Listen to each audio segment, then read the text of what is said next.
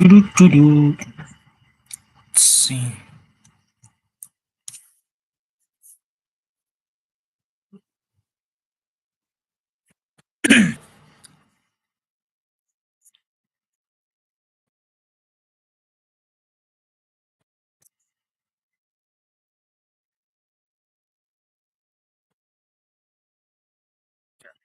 Change the thumbnail.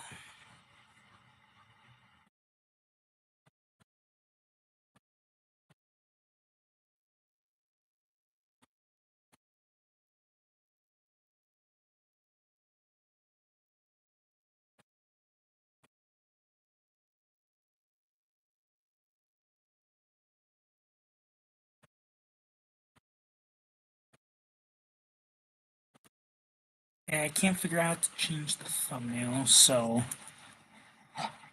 I'm just going to get this thing started.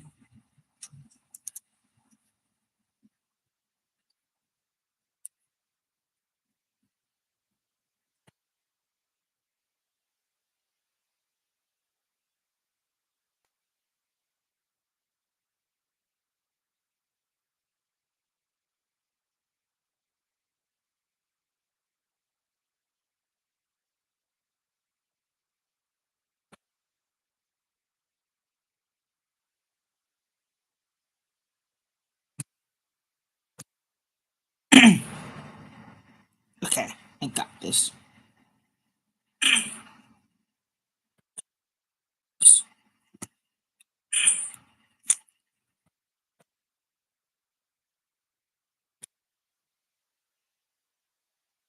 Giant-sized X-Men.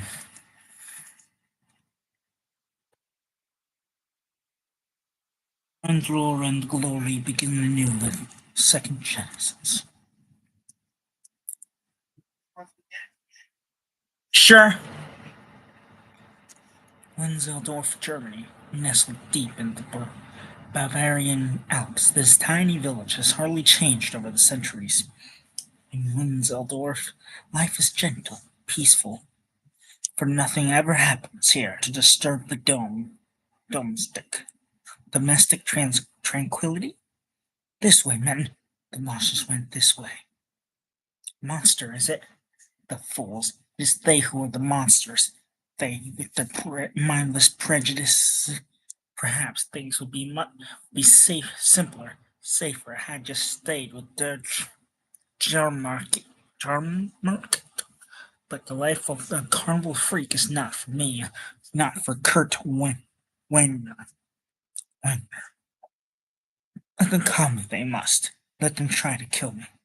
At least if I die, it would be as a man. Ironically, the astonishing leap alone lends doubt to Kurt Wagner's humanity. He'd come now. Come down, monster. Come down or we'll burn you down.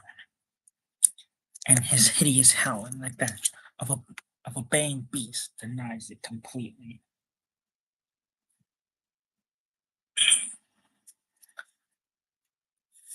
Go away, you fools. I have done nothing.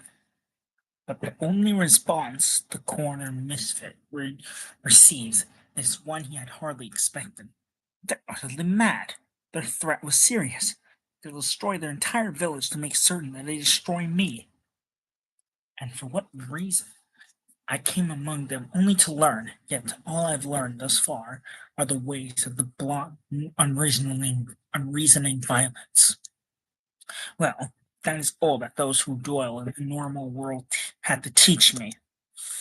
I will show them that I learned my lessons well. Very well indeed. Howling wildly, Kurt Wagner plunges through the thick of the mob until the sheer weight of its numbers carries him down. We have him. Quickly, bring him to the stake. Now, monster, we will be rid of you. Now we will stop. And remarkably, they do. Us? They're not moving. What has happened to them? I happened to them. Kurt Wagner. Ooh, my name is Charles Xavier. How did this is to them? But how? Why? I heard you say you'd come here to learn, my friend. I am a teacher. I run a school for gifted youngsters such as you. A school for mutants. Mutant. Yes, I have heard the word. You are a mutant, Kurt. I can help you find your true potential. Can you help me be normal? After tonight's misfortune, would you want to be? Kurt, truly. Oh wait. After tonight's misfortune, Kurt, would you truly want to be? Perhaps not. I want only to be a whole Kurt Wagner. If you can make that, teacher, I'll go with you. Quebec, Canada. Few people know of this secluded military installation. Fewer still know of its true purpose. It is the home base of a very special governmental agency and its very special agent, the ancient cipher-coded Weapon X. They're waiting for you in the conference room, sir. Let them wait. It's good for the soul. But better known to us as the Wolverine. All right, gents, I'm here. Now, who's this bigwig you want to meet? I am the bigwig Wolverine, Professor Charles Xavier, at your service. Am I supposed to be impressed? Apparently, the top brass is impressed, Wolverine. All I know is that the professor is here to make you some sort of offer. Ooh, an offer, eh? Okay, Prof. You piqued my curiosity. What's the deal? I'll come straight to the point then. I know of your recent battle with the Hulk, and moreover, I know of your powers. You, my friend, are a mutant, and I have need of mutants. Desperate need. But what about my position here? I'm offering you a chance to become a free agent, a chance to learn to put your powers to their greatest use. A chance to get out from under the red tape and rigmarole, eh? Alright, Professor, you found him, your man. What? Not so fast, fella. The government has invested a great deal of time and money to turn you into what you are now. You are walking out on us? I'll have you locked up. Huh? It seems you didn't get my meaning, friend. This is still a free country, isn't it? So I'm resigning my commission. Effective immediately. Ooh. Wolverine's cold. Unless, of course, you have any further objections. No, I didn't think so. Believe me, mister, you hadn't heard the last of this. Anytime you want me, you know where to come looking. Come on, Proof. Let's go.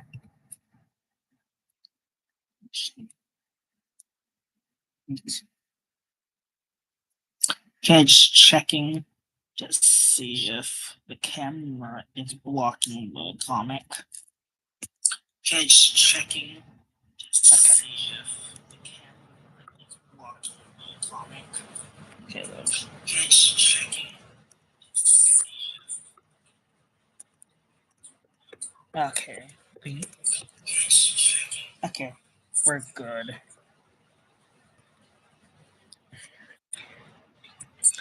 Nashville, Tennessee. A visitor to the Grand Ole Opry finds he has a visitor of her own. Begorra, 'tis Professor X himself now. Banshee, I must talk with you. Shortly in the Banshee's shabby quarters. So that's the story, is it? Then sure, and I'll help you, Professor. 'Twill be nice to tread the straight and narrow for a change. Kenya, East Africa, atop a lowly knoll. No, there stands a great stone portal. Men, oh, is this the introduction of Storm? I did not know. 10. Men. Men come to it in humility, their voices raised in praise, and song in prayerful and supplication. Or, great goddess of the storm, the voices cry, come unto us and ease our burden. And with the hollow peal of thunder and the moan of lonely winds, the storm goddess comes. I am here, my children. What do you wish of me? There is drought upon the land. Blessed one. Our crops wither, our grass its parch. 10 goats and chickens shall we slay in your honor. if you will only bring us rain. Her eyes are crystal blue and older than time. They sparkle as she answers, save your beast, my children. You need them more than I. I will do as you plead. Her liquid eyes grow dark, then, and the eye in the sky grows dark as well. Once more the howling winds come up and sweep the storm goddess away. She soars aloft like an ebon bird, lightning lancing from her fingertips, the glow of life shining full upon her face. She is happy here, only truly happy here among the elements, and and the raging sky, touched by her happiness, weeps. When the storm goddess returns to earth at last, her joy is shared by all. A most impressive display, Aurora. Truly beautiful. Who are you? What business have you in Aurora's land?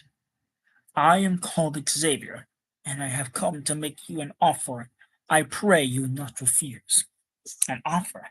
What have you offered to a goddess?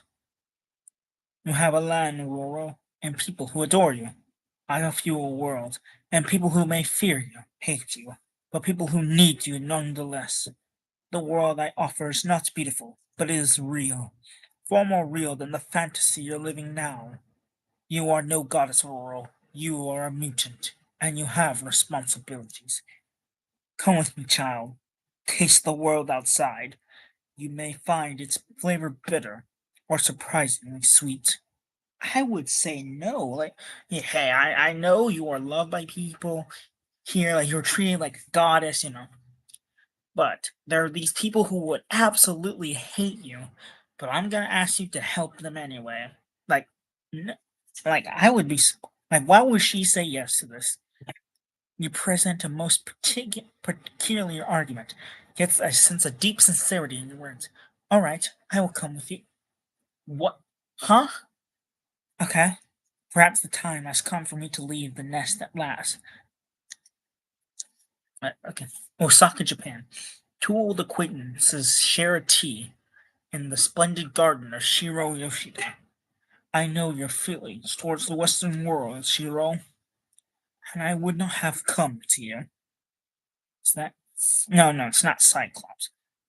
But when you require help, that only I may give. So I owe you nothing, Professor, but perhaps I owe something to myself. Perhaps it's who the hell? Sunfire? I never heard of him. Perhaps it is time once more for the world to hear from Sunfire. Lake Baikal, Siberia. It has been a good year for the Usk-Ordinsky collective farm. The crop has been larger than expected. The wheat fills with fields like an amber sea. And those who toil in the fields are filled with a feeling of satisfaction, the knowledge of a job well done, and fear. Peter, look, your sister. What is no? Oh, okay. So this is Cyclops. So I guess this is like the introduction. This is gonna be like the start of like the new X-Men or something like. Because I know in there's like okay two different X-Men teams at some point like okay there's like the original with like Cyclops, Beast, Iceman, Marvel Girl, and then like there's a new one like they got like older people or something. I don't know why. Um, Peter Rasputin looks up from his work, and his eyes grow wide with horror. He discerns it all in an instant. The runaway tractor, the child playing blindly in its path. Oh, okay, he's gonna be Cyclops and just bust that up. Yeah, without hesitation, Peter Rasputin is running, less pumping, heart pounding, the very air around him crackling with the energy of his exertion. Energy release in a most astonishingly manner. The art looks good. The armored machine bears relentlessly down upon the unwitting child, as an armored colossus snatches her from its path. There is no time for Peter Rasputin to move out of harm's way. Thus, he stands his ground, as the rampant creature plunges towards him. And he wonders how his poor neighbors will ever afford to buy another. That, though, is a worry for another day. This day will be filled with problems enough. Peter Rasputin, I wish to talk to you. That voice in my head. Who? By now we know the answer to that question. So, moments later, you want me to go with you to America? But if I possess such power, as you say, does it not belong to the state? Power such as yours belong to the world, Peter, to be used for the good of all. And believe me, your powers are needed. Then come, we'll talk of this with my parents. And so this professor wants to take me with him to teach me how to deal with my mutant powers. There is wisdom in his words, Papa. But I am happy here. Tell me, Papa, what should I do? Do as your heart tells you, my son. I will not betray you. My heart tells me to stay, Papa, but my conscience tells me otherwise. I must go, Papa. Then it's right that you do. Oh, so you're just gonna ignore me? Do what your heart says. Yeah, but like my heart is telling me something, my conscience telling me not. Oh, okay, then ignore it. До свидания. До свидания, Peter. Our love goes with you. I don't know what до свидания. Let's look that up. До свидания.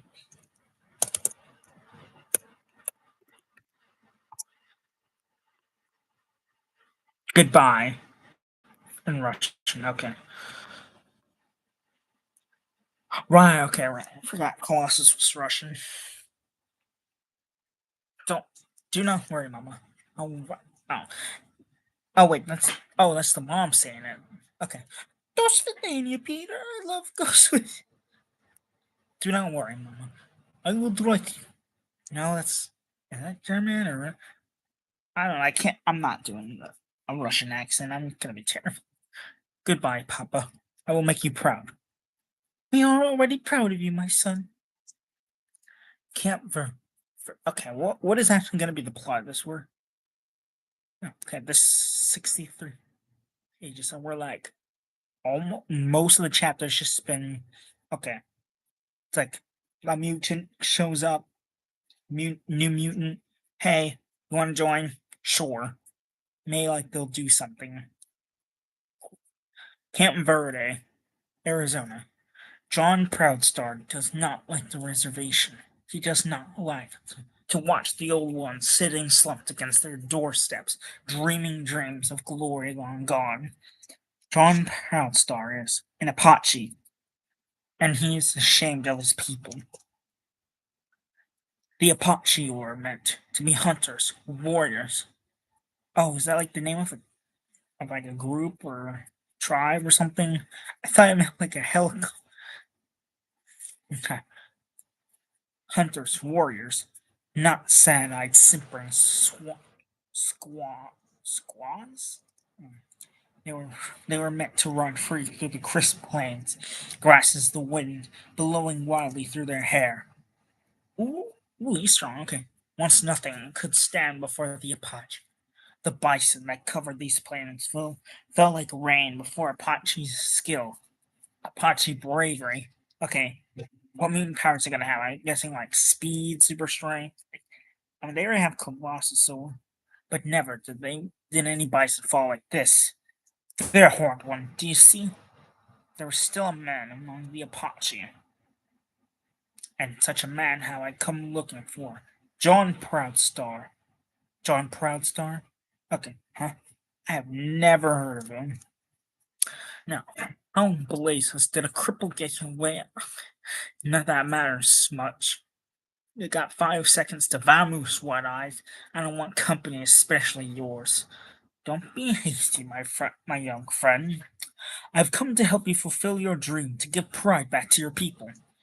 You're special, John Proudstar. You were a mutant.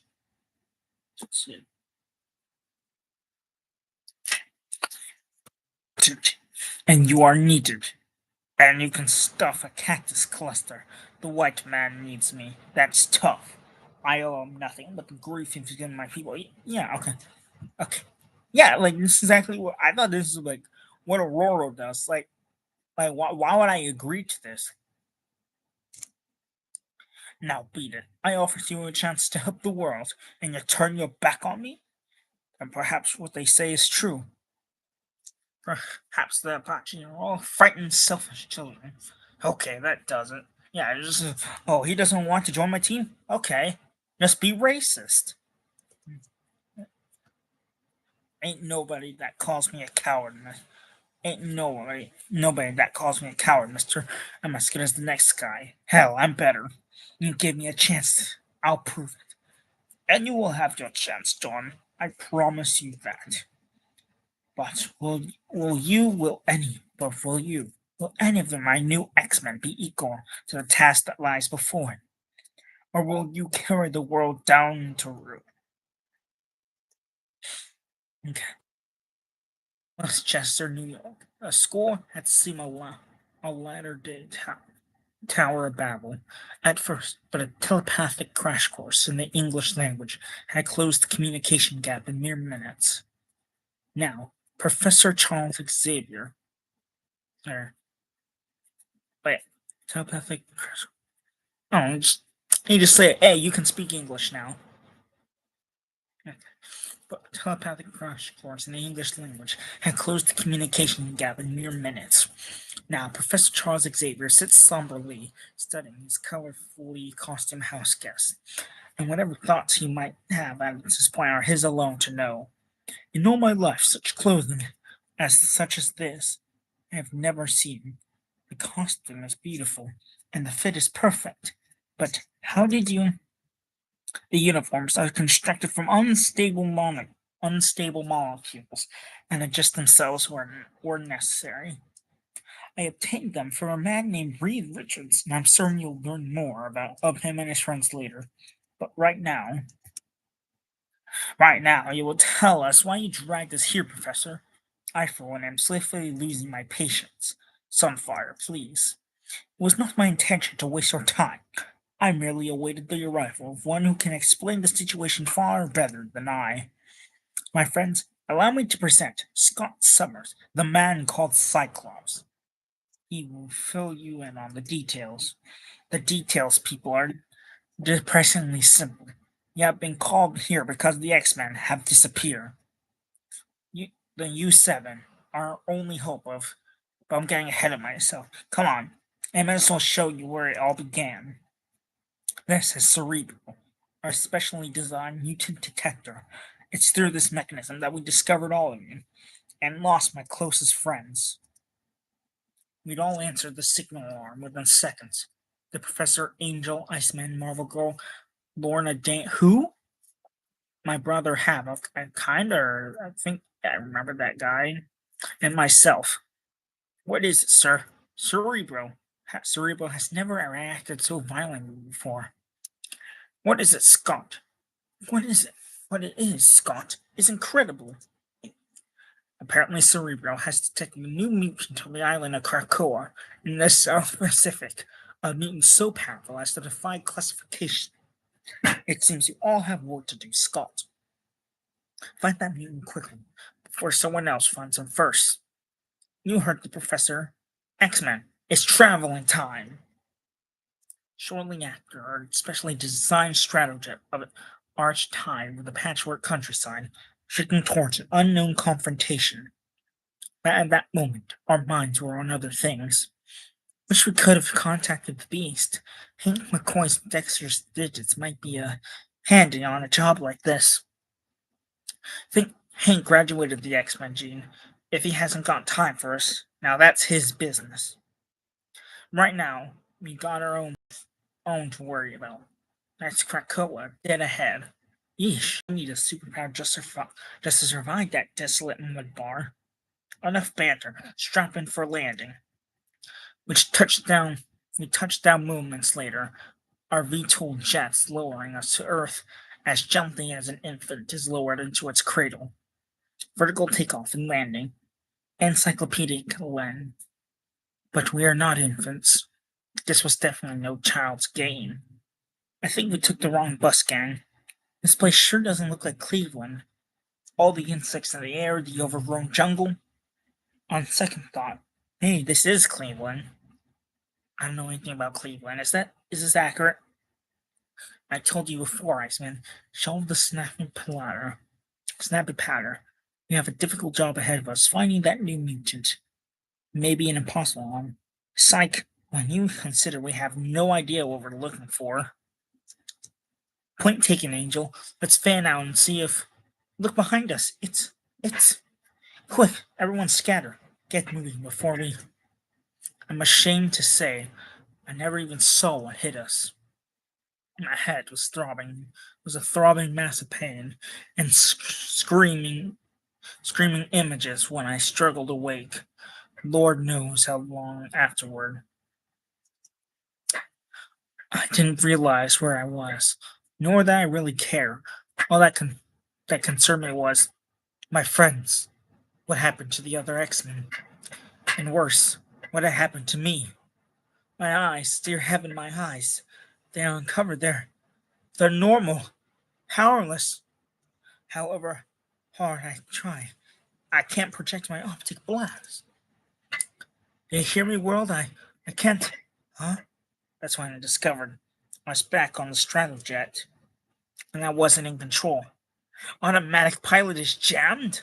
I can't turn this crate back to the island.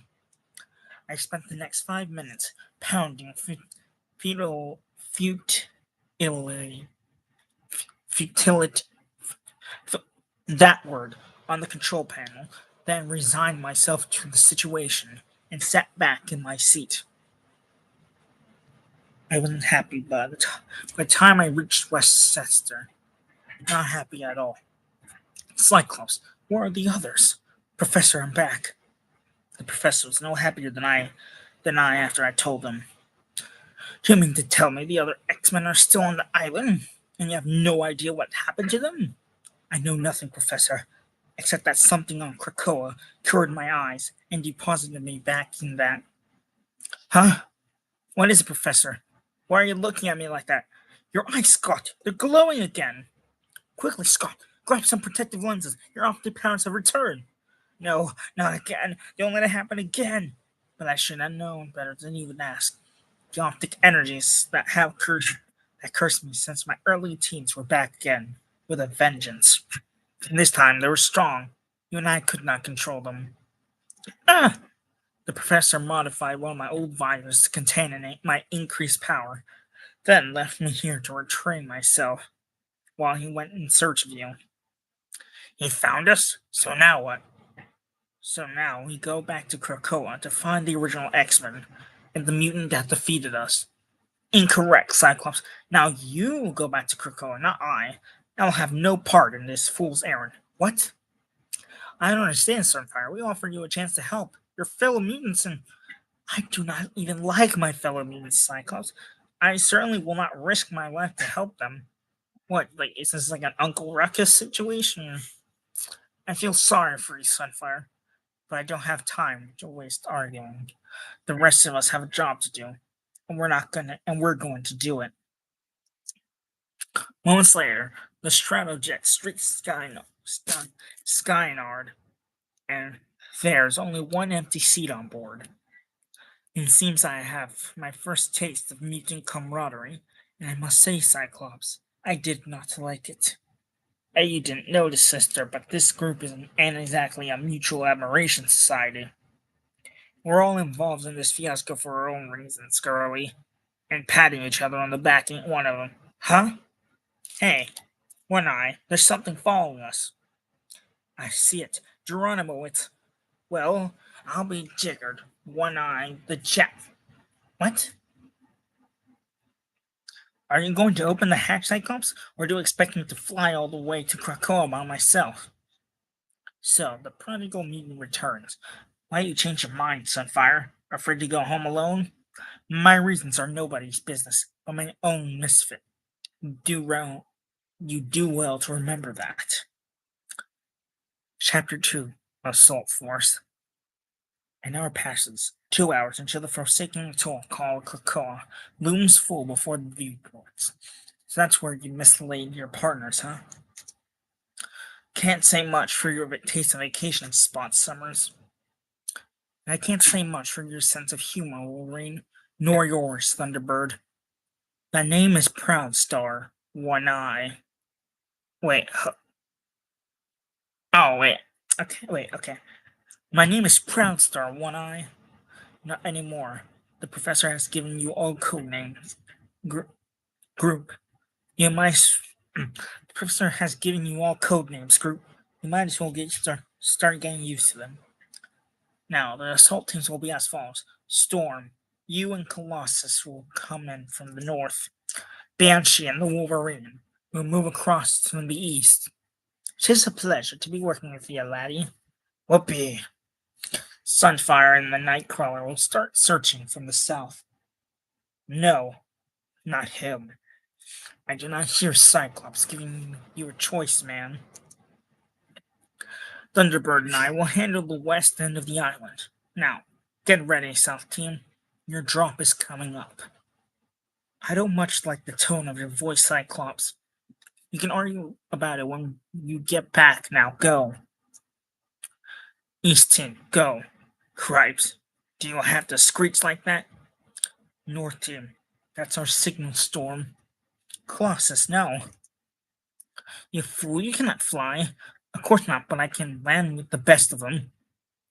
The chicken and the Rusky have landed, and it looks like they're arguing, which is about par for the outfit. We're going down next. Thunderbird, strap in. Oh, so that's Thunderbird, okay. Once more, the Stratojet's VTOL system lowers it to Earth, and though he tries, the man called Cyclops cannot suppress a shudder. How many more will we lose this time? He wonders morbidly. Will I even live long enough to find out? But he's professional, this star-crossed mutant. The questions follow him as he steps upon the landscape. East is that way, Thunderbird. And the sooner we get started, the sooner we get there. Yes, sir. General One Eye, sir. I just hope you're not leading me into another little bighorn.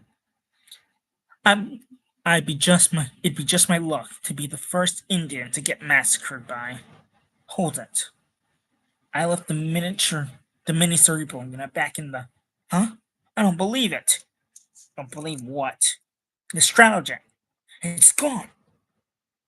But that's impossible. The ground doesn't just open up and swallow a whole jet plane whole. Absolutely right. And strange temples don't suddenly spring out from nowhere. But one has. Huh? That joint wasn't there when we landed? Exactly. And Tessa seems like it's a good a spot as I need to start searching. Let's go. Rumbling and annoyance. The mutant, now reluctantly called Thunderbird, follows his cyclopean companion into the verdant brush. John Proudstar has never much liked the jungle, and apparently the feeling was mutual. The vines are alive, a condition we won't share much longer, unless we do something fast. Got any suggestions in particular, One Eye? Not really, Thunderbird. For a beginner, you're doing pretty well on your own. Within movements, the two young X-Men have left the strangling creeper vines far behind them, and it's not terribly difficult to determine which way they have gone. 14 minutes later. Well, we've made it in reasonable shape. I wonder how the others are faring. Well, minutes earlier, the island's north side. I do not recall seeing that temple before. Come, Colossus, let us begin our search there. Quickly, Colossus. Wait. Search. Eh? Whatever you say, Oro. You are so unlike the girls in my. That sound. An avalanche. Quickly, Colossus. Perhaps we can still outrun it. I cannot read that. Something. This landslide cannot be outrun, Oro. It has changed its direction to follow us. Oh, okay, so the entire island is alive. Then we cannot avoid a confrontation.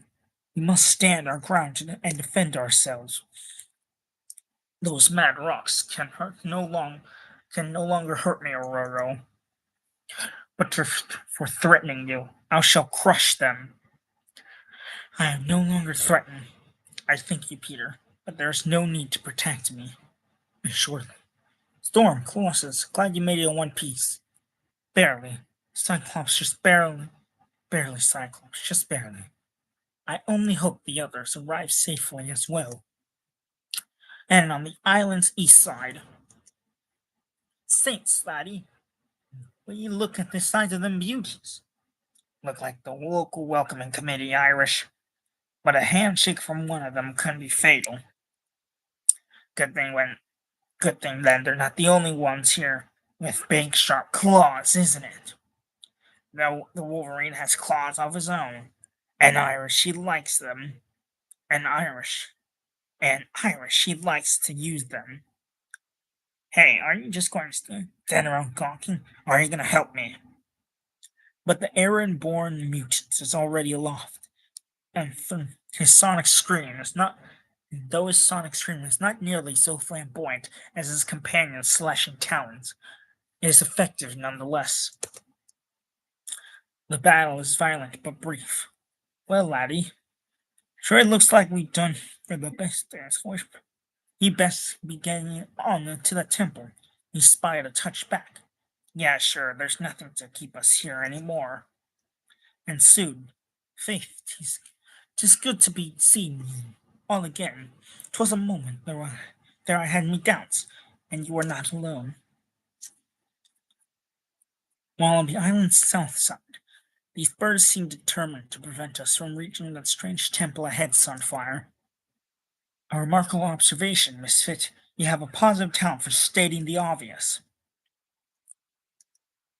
Your sarcasm is uncalled for, Sunfire. I begin to think the mutant community is no more hospitable than the human. Eh? That bird's about to rake me with his talons. A burst of flame, the stench of brimstone, and the mutant called Nightcrawler is suddenly elsewhere. His laugh is little more than a hideous howl. Your manner seems much like that of the beasts you so resemble, Misfit. How appropriate.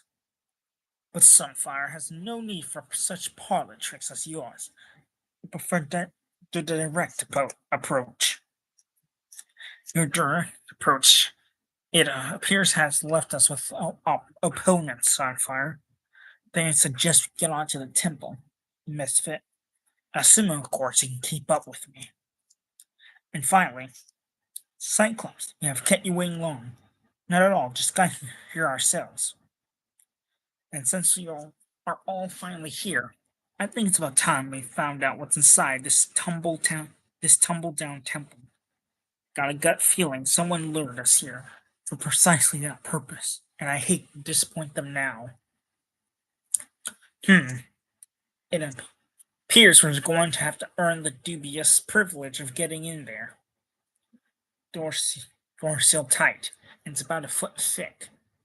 Sunfire, Storm, Colossus, looks like the time has come for your first practical lesson in the art of being an X-Men. The lesson is entitled Breaking and Entering, and although the neophyte X-Men lack the finesse of their predecessors, they certainly get an A for effort. Still slightly astonished by their own abilities, the young mutants step cautiously into the Stygian darkness. Oh my God! And find their hearts swelling heavy in their throats. Oh my dear God! It's the other X-Men! And something seems to be feeding on them. Well, don't just stand there staring at them. In pity's name, set them free. Christ, what's going on? As soon as we pulled those tubes loose, the place started shaking itself apart. Quickly then, carry whoever is closest to you. And let's get out here before this temple comes down around our ears. And even as the arcane temple topples into ruin behind them, hey, they're coming around. Must not have been as bad as. Why, Cyclops, why did you come back for us? Huh? You fool! Don't you understand? It wanted you to come back and bring others with you. It was all a trap, and now it's too late. The ground burning up around the fallen temple. Of course, you haven't realized it yet. You came to this island to look for a mutant, but the mutant is the island itself. Images flood mutant minds as they stand rooted to the spot. The sunburst brilliant of an early atomic test, whose unseen radiation permeated every living organism here, until they grew linked in a colony intelligence that gave the island a life of its own. Krakoa, the island that walks like a man. But Krakoa grew hungry then. Hungry, a hunger barely appeased when the X-Men arrived upon the scene. Krakoa fed upon their mutant energies and grew hungrier still. Thus it realized one X-Men, and thus it released one X-Men and sent him forth to find more food, which Cyclops did. Okay, I think I am.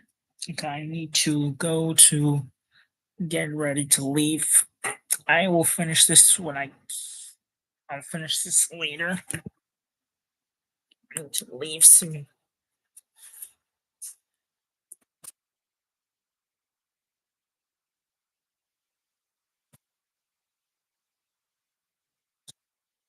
The stream.